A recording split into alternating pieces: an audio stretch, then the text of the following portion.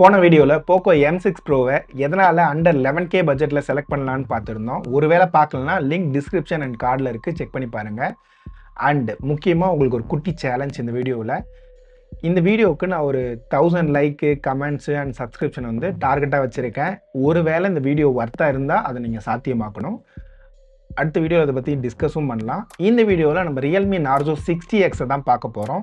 இது 1 இல்லை 2 இல்லை, மொத்தமாக 6 டிவைஸ் நான் ரீசன்ட் சேலில் பர்ச்சேஸ் பண்ணியிருந்தேன். இது எந்த அளவுக்கு வர்த்தாக இருக்குன்றதை பற்றி இந்த வீடியோவில் நம்ம அன்பாக்சிங்லேருந்து இதிலேருந்து எல்லாத்தையும் ஃபுல்லாக பார்க்க போகிறோம்.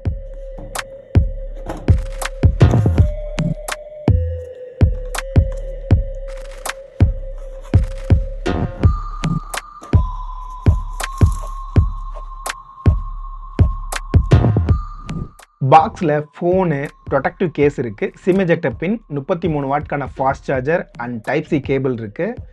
நெக்ஸ்ட் இதில் வாரண்ட்டி அண்ட் சேஃப்டி இன்ஸ்ட்ரக்ஷன் கொடுத்துருக்காங்க. பாக்ஸில் இருக்கிறதெல்லாம் ஓகே, வேறு என்ன பெஸ்ட்டாக இருக்குது? கேமராவா, பர்ஃபார்மன்ஸா, இல்லை பேட்ரியா, ஒவ்வொன்றா பார்த்தரலாம் இந்த லிஸ்ட்டில் இருந்து.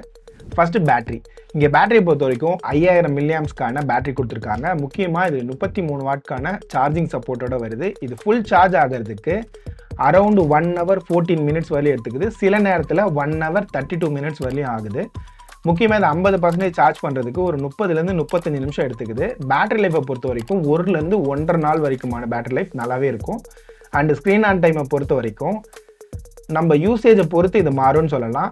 நம்ம ரொம்ப ஹெவி யூசேஜ் பண்ணுறோம்னா ஒரு 6.5 ஹவர்ஸ்லேருந்து 7 ஹவர்ஸ்க்கான பேட்டரி லைஃப் கிடைக்கும். நார்மல் யூசேஜ் பண்ணும்போது ஒரு 7 மணி நேரத்துலேருந்து 7.5 மணி நேரத்துக்கான பேட்டரி லைஃப் அசால்ட்டாக கிடைக்கும். Battery life okay, good, and charging also good in this budget. Next இதோட பர்ஃபார்மன்ஸ். இங்கே பர்ஃபார்மன்ஸை பொறுத்த வரைக்கும் ப்ராசஸரில் ஸ்னாப்ட்ராகன் கிடையாது, டைமென்சிட்டி 6100+ யூஸ் பண்ணியிருக்காங்க. இது ரீசெண்டாக வந்த டைமென்சிட்டி சீரியஸ்க்கு இந்த பட்ஜெட்டில் ஆல்மோஸ்ட் ஈக்குவலாக தான் இருக்குது. 6020, 6080 மாதிரியே தான் இதுவும் பர்ஃபார்ம் பண்ணுது. இதுக்கு முன்னாடி லான்ச் பண்ண டைமென்சிட்டி 700, 810க்கு ஈக்குவலாக தான் இருக்குது. சின்ன சின்ன சேஞ்சோடு தான் இந்த ப்ராசஸர் லான்ச் பண்ணியிருக்காங்க.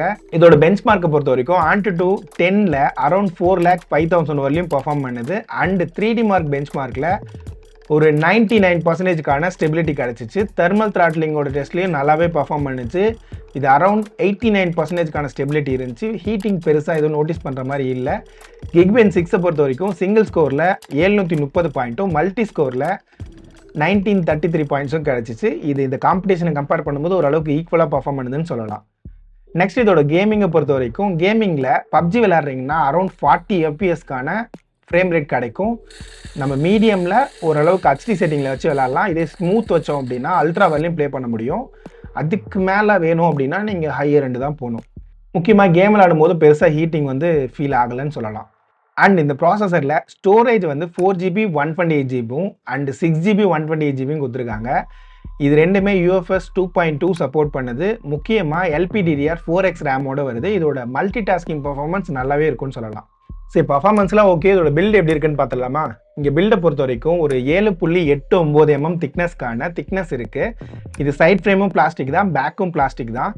ஃபோனோட வெயிட்னு பார்த்தோம்னா அரௌண்ட் 190 grams இருக்குது. ஆனால் பெருசாக ஃபோன் வெயிட்டாக ஃபீல் ஆகலைன்றது ஒரு ப்ளஸ் பாயிண்ட். நெக்ஸ்ட்டு இதோட டாப்பில் ஒரு செகண்டரி நாய்ஸ் கேன்சலேஷன் மைக் இருக்குது. பாட்டமில் ஒரு நார்மல் மைக்கு, காதில் வைக்கிறதுக்கான ஒரு இயர்பீஸ் இருக்குது. காலிங் குவாலிட்டியை பொறுத்த வரைக்கும் நல்லாவே இருக்குன்னு சொல்லலாம். இன்டோர் அண்ட் அவுட்டோர் ரெண்டுலேயுமே காலிங் குவாலிட்டி நல்லா இருக்குது. இன்னொரு முக்கியமான விஷயம், இங்கே கால் ரெக்கார்டிங்க்கான இன்னொரு ஆப்ஷனை இப்போ ரீசெண்ட் டைம்ஸில் கொண்டு வந்திருக்காங்க. இங்கே கூகுள் டயலரில் போயிட்டு கால் ரெக்கார்டிங்கில் சவுண்டை நம்ம கண்ட்ரோல் பண்ண முடியும். முன்னாடி இருந்த கால் பீயிங் ரெக்கார்டுன்றதுக்கு பதிலாக இங்கே ஒரு சின்ன சவுண்டோட நம்ம கால் ரெக்கார்டிங்கை ஈஸியாக பண்ணிக்கலாம். நெக்ஸ்ட் இதோட பாட்டமில் இதில் ஒரு 3.5 mm ஜாக் இருக்குன்றதுனால இந்த பட்ஜெட்டில் நம்ம இயர்ஃபோன் யூஸ் பண்ணி ஈஸியாக பாட்டு கேட்டுக்கலாம், வயர்டு இயர்ஃபோன் யூஸ் பண்ணி. நெக்ஸ்ட்டு இங்கே ஒரு சிங்கிள் ஸ்பீக்கர் தான், ஸ்டீரியோ ஸ்பீக்கர் கிடையாது. இதோட குவாலிட்டி எப்படி இருக்குன்னு பாருங்கள்.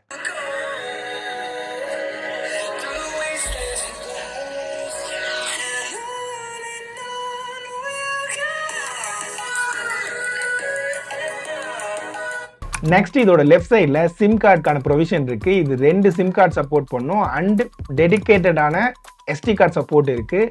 இது 5G சிம் அப்படின்றதுனால இதோட ஸ்பீடு அரௌண்ட் 450 Mbps வரலையும் கிடச்சிச்சு என்னோட ஏரியாவில்.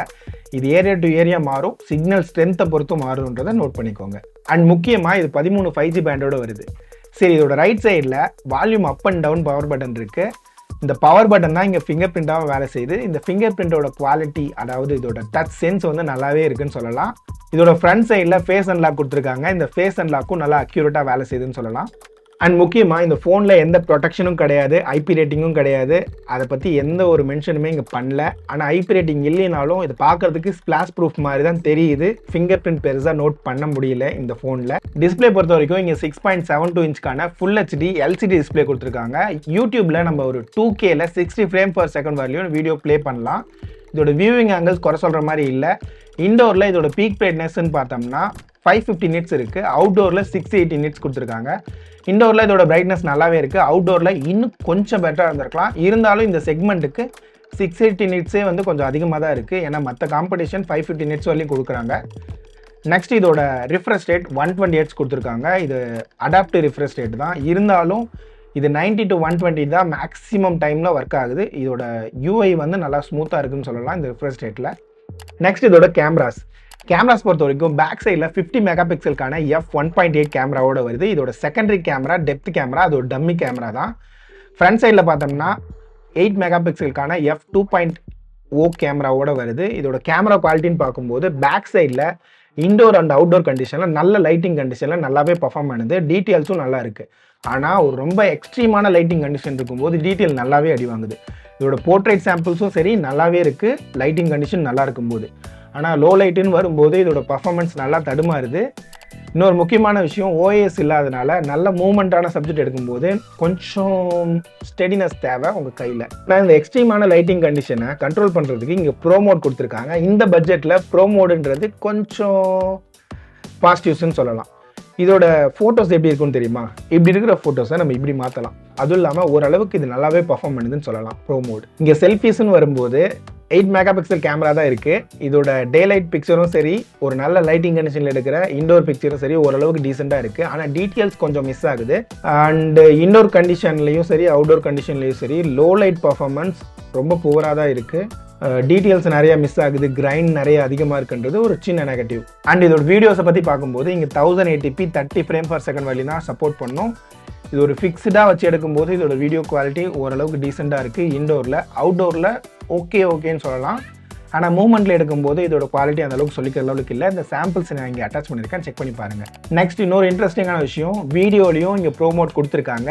இதில் நம்ம சட்டர் ஸ்பீடு, ஐஎஸ்ஓ, ஃபோக்கஸ் இது எல்லாத்தையும் நம்ம செட் பண்ணிக்கலாம். ஃப்ரேமை வந்து நம்ம கண்ட்ரோல் பண்ண முடியாதுன்றது ஒரு சின்ன நெகட்டிவ். அப்பச்சரியும் நம்ம கண்ட்ரோல் பண்ண முடியாது. ப்ரோ மோடில் வீடியோ குவாலிட்டி எப்படி இருக்குன்றதை இங்கே பாருங்கள்.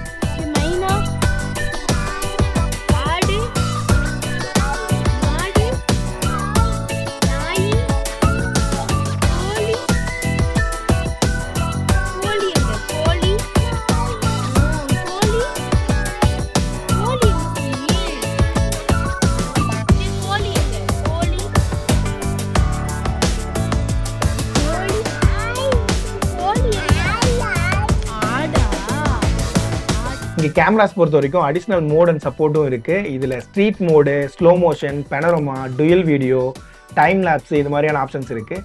இது போக்கோ M6 ப்ரோவை கம்பேர் பண்ணும்போது இங்கே எக்கச்சக்கமான கேமரா மோட்ஸ் இருக்குன்றது ஒரு பாசிட்டிவ். ஆனால் இங்கே அல்ட்ரா வைடோ, மேக்ரோவோ மிஸ் ஆகுறது ஒரு நெகட்டிவ். இங்கே next Android OS and UI ஃபீச்சரை பற்றி பார்க்க போகிறோம். இங்கே ஆண்ட்ராய்டு ஓஎஸை பொறுத்த வரைக்கும் ஆண்ட்ராய்டு 13 வருது. இது Realme UI 4.0 வருது. இங்கே எத்தனை வருஷத்துக்கான அப்டேட்டுன்றதை பற்றி ரொம்ப தெளிவாக எதுவும் மென்ஷன் பண்ணல. ஆனால் ரீசெண்ட் ட்ராக் ரெக்கார்டை பார்க்கும்போது நிறைய ஃபோரம்ஸில் சொல்கிறது என்னென்னா, இது ஒரு 2 இயர்ஸ்க்கான சாஃப்ட்வேர் அப்டேட்டும் ஒரு 3 இயர்ஸ்க்கான செக்யூரிட்டி பேட்ச் அப்டேட்டும் எதிர்பார்க்கலாம். நெக்ஸ்ட் இதோட Realme UIயோட ஃபங்க்ஷனை பற்றி பார்க்கலாம். இந்த UI பொறுத்த வரைக்கும் எக்கச்சக்கமான ப்ரீ இன்ஸ்டால் ஆப்போட வருது. என்ன ஒரு பாசிட்டிவ்ஸ் அப்படின்னா, இந்த எல்லா ப்ரீ இன்ஸ்டால் ஆப்பையும் எய்தர் அன்இன்ஸ்டால் பண்ணலாம் இல்லை டிசேபிள் பண்ணலாம். இது எந்த அளவுக்கு இருக்குது அப்படின்னா, நம்ம வெறும் 3 அப்ளிகேஷனை மட்டும்தான் ஸ்க்ரீனில் தெரியுது. இது எல்லாத்தையுமே நம்ம அன்இன்ஸ்டால் இல்லைனா டிசேபிள் பண்ணுறதுக்கான ஆப்ஷன் இருக்குன்றது மிகப்பெரிய பாசிட்டிவ். ஏன்னா நிறைய ஃபோன்ஸில் ப்ரீ இன்ஸ்டால் ஆப்லாம் கொடுத்துருப்பாங்க, ஓகே, அதை அன்இன்ஸ்டாலும் பண்ண முடியாது, டிசேபிளும் பண்ண முடியாது. ஆனால் இங்கே அது பண்ண முடியுன்றது ஒரு பெரிய ப்ளஸ். ஒன்ஸ் இதெல்லாம் நம்ம பண்ண உடனே இந்த UI ஓரளவுக்கு நல்லா ஸ்மூத்தாக தான் வேலை செய்யுது. இங்கே UI ஃபீச்சர்னு பார்க்கும்போது எக்கச்சக்கமான ஃபீச்சர்ஸ் கொடுத்துருக்காங்க. இதில் முக்கியமானதுன்னு பார்த்தோம்னா ஸ்க்ரீன் ஆன் பண்ணுறது, டபுள் டேப் பண்ணோம்னா ஸ்க்ரீன் ஆன் அண்ட் ஆஃப் பண்ணுறது, ஸ்க்ரீன்ஷாட் எடுக்கிறது, இது காமனான விஷயம். Next wallpaper colour and customisation நிறையாவே இருக்குது. ஃபாண்ட்டை கஸ்டமைஸ் பண்ணிக்கலாம். அண்ட் ஃப்ளிப் பண்ணோம்னா மியூட் ஆகிற மாதிரி ஸ்மால் ஸ்க்ரீனு, ஸ்ப்ளிட் ஸ்க்ரீனு, இது மாதிரி நிறைய ஆப்ஷன்ஸ் கொடுத்துருக்காங்க. இதுக்குன்னு டெடிக்கேட்டடாக ஒரு வீடியோ போட்டு தான் சொல்ல முடியும், அந்த அளவுக்கான ஃபீச்சர்ஸ் இருக்குது ரியல்மி யூஐயில். நெக்ஸ்ட் அதர் ஃபீச்சர்னு பார்த்தோம்னா இங்கே வைஃபை 5 கொடுத்துருக்காங்க, ப்ளூடூத்தில் 5.2 இருக்குது, அண்ட் ரெகுலராக வர எல்லா சென்சாருக்குமே இங்கே இருக்குது. நெக்ஸ்ட் இதோட ப்ரைஸிங். இங்கே ப்ரைஸிங்கை பொறுத்த வரைக்கும் இதில் 4GB 128GB வேரியன்ட் 13,000 ரூபாய்க்கு ப்ரைஸ் பண்ணியிருக்காங்க, அண்ட் 6GB 128GB வேரியன்ட் 14,500 ரூபாய்க்கு ப்ரைஸ் பண்ணியிருக்காங்க. ஆனால் இதில் இன்ட்ரெஸ்டிங்கான விஷயம் என்னென்னா மேக்ஸிமம் டைமில் இந்த ஃபோன் வந்து அண்டர் 11Kக்குள்ளே வருதுன்னு சொல்லலாம். சம்டைம்ஸ் கூப்பன்ஸ் மூலயமா 11,500 வரலையும் கிடைக்குது இந்த 4GB 128GBக்கான வேரியன்ட். அண்ட் சம்டைம்ஸில் கார்டு டிஸ்கவுண்ட்லாம் அப்ளை பண்ண உடனே 10,999 ரூபாய்க்கு இந்த ஃபோனை வாங்க முடியுன்றது ஒரு ரொம்ப இன்ட்ரெஸ்டிங்கான டீல். ஏன்னா 11K செக்மெண்ட்டில் இது போக்கோ M6 ப்ரோவை ஈஸியாக அவுட் பர்ஃபார்ம் பண்ணிடும். எந்த மாதிரி பாயிண்ட்ஸுன்றதை பாசிட்டிவ் அண்ட் நெகட்டிவ்ஸில் இப்போ பார்க்கலாம். இந்த ஃபோனை பொறுத்த வரைக்கும் 120Hzக்கான டிஸ்பிளே இருக்குது, அண்டு ஃபிங்கர் பிரிண்ட் நல்லா ஃபாஸ்ட்டாக அக்யூரேட்டாக வேலை செய்யுது. 13 5G பேண்ட் இருக்குது. பேக் கேமரா ஓரளவுக்கு டீசெண்டாக இருக்குது, நல்ல லைட்டிங் கண்டிஷனில். அண்டு ப்ரோ மோடு இருக்குது, ஃபோட்டோ அண்ட் வீடியோ ரெண்டுலேயுமே.